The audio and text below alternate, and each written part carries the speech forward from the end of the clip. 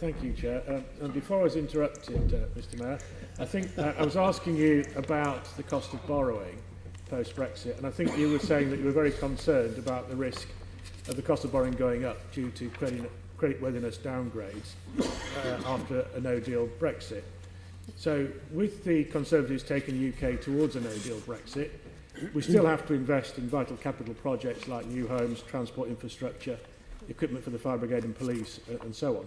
What elements of the GLA Families Capital Programme are most at risk due to increased borrowing costs if a no-deal Brexit becomes a reality and causes interest rates to rise? Yeah, I mean, a lot of members of our group do borrow to invest.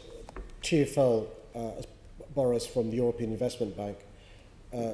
One of the deals we've got is with the government allows borrowing to public authorities. We borrow money from there. There's an impact in relation to that as well. The Public Works Loans Board, there's a real concern in relation to our ability to borrow on the rates we do, should there be an impact on credit ratings. And that's why it's really important for people to understand the link there is in relation to provision of services and good borrowing. One of the concerns I have is in relation to, for example, home building across our city.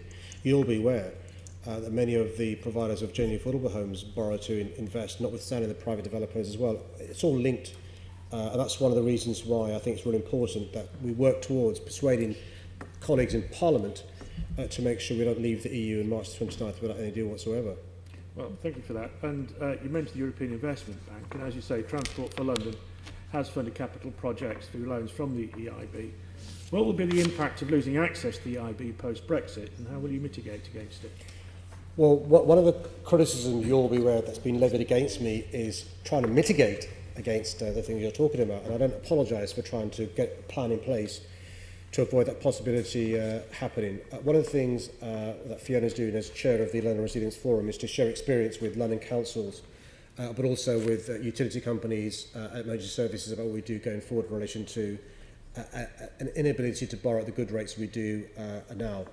And so we're talking to colleagues to see if we can learn from each other. One of the things that's also worth reminding ourselves of is even the Secretary of State for Local Government, James Brokenshire, has talked about potential new burdens on councils.